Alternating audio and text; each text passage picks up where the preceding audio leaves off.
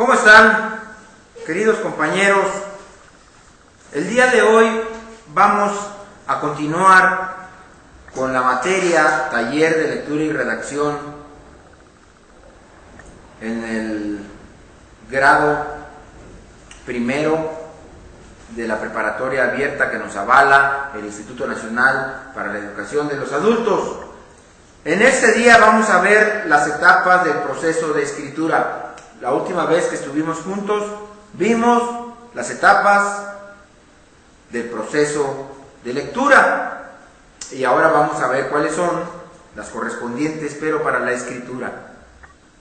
Habíamos analizado la vez anterior en lo difícil que resulta para un maestro de esta área, estoy hablando de español, literatura, taller de lectura y redacción, lengua, como ustedes de gramática, como le quieren llamar, o como en cada una de las diferentes instituciones se le nombre, lo difícil que es encontrar jóvenes que sepan escribir correctamente y qué difícil es encontrar jóvenes que les guste la lectura. ¿Qué promedio de libros leemos al año? Y miren, vamos a ser honestos. No, ¿qué promedio de libros lee el alumno?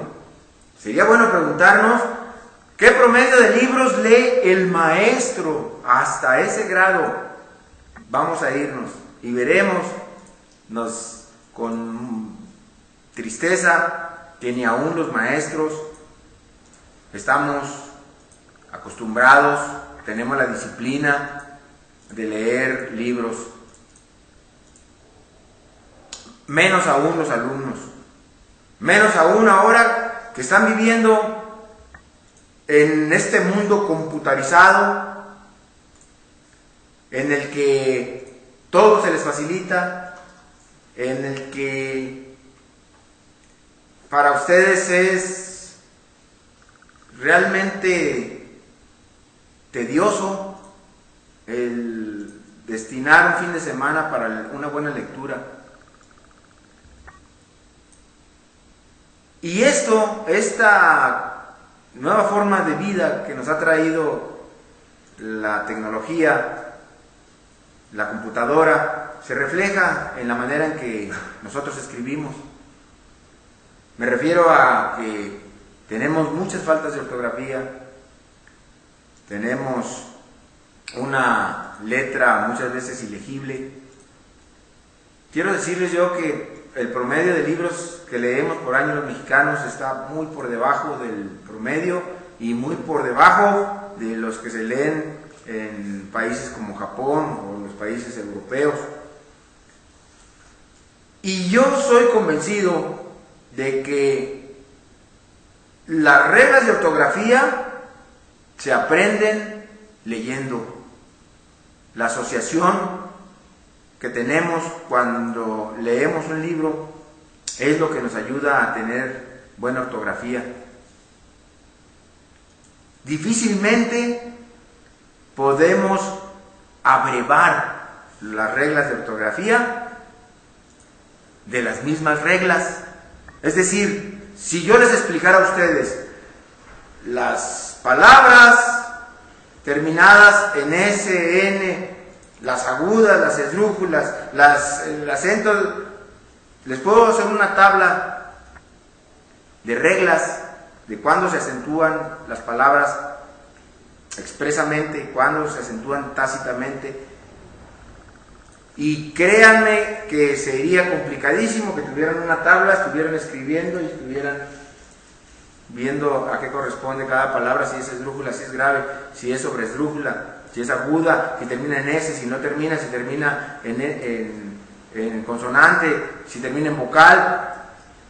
Es difícil para seguir ese sistema, pero con la lectura, a medida que se ven las palabras, la mente las registra y sabe uno cuándo van acentuadas o con qué letras se escriben. Ahora bien, Profesor, en un ejercicio de honestidad, ¿sirve para algo la ortografía o la gramática? La gramática es el arte de hablar y escribir correctamente un idioma cualquiera. ¿Sirve de algo, profesor? ¿En qué le ha servido en la vida a usted el tratar de escribir bien o el aficionarse a la lectura? Bien, primeramente, aficionarme a la lectura. Déjenme empezar primero con los deleites. Es un verdadero placer un fin de semana con un buen libro, 2 días para leer una novela. Mi género preferido es la novela, leer a García Márquez. En una ocasión tuve la oportunidad de leer la antología de García Márquez. La antología quiere decir una colección de libros de él, hojarasca, el coronel no tiene quien le escriba. Estamos hablando de novelas como la más famosa de él, de 100 años de soledad, y era un placer, fue un placer. Ahora, ¿para qué me ha servido? Quiero platicarles que cuando yo era estudiante preparatoriano no tenía claro cuál era mi vocación. ¿Por qué? No había facultades o no había escuelas en aquel entonces en mi tierra de filosofía y letras. Entonces tenía uno que buscar una carrera que le fuera afín. Y fue así como estudié Derecho, pero en realidad el litigio nunca fue algo que me apasionara. Entonces, siendo licenciado en Derecho, me metí a trabajar como periodista y se me abrieron las puertas para muchas oportunidades. Las letras me abrieron las puertas para el periodismo escrito, para el periodismo radiofónico, para el periodismo de televisión. Encuentra uno muchas satisfacciones porque el periodismo es un campo que tiene mucho crecimiento, que es una oportunidad increíble para viajar, para estar cerca de los sucesos que marcan historia en la vida del país o de tu región o de tu ciudad, que te acerca a los hombres que tienen en un momento dado el poder de tomar decisiones que marcan pautas. Es un placer escribir géneros, ya no nada más la transmisión de la noticia, sino géneros como la columna, como la crónica. Es vasto el campo del periodismo y actualmente es una veta de oportunidades que pocos de ustedes lo conocen, y yo quiero ser un transmisor, un heraldo del campo del periodismo. Se está multiplicando el periodismo por medio de la computación. Se necesitan gente que sepa escribir, que sepa concentrar en pocas palabras la noticia, el mensaje, y no existe gente con buena ortografía.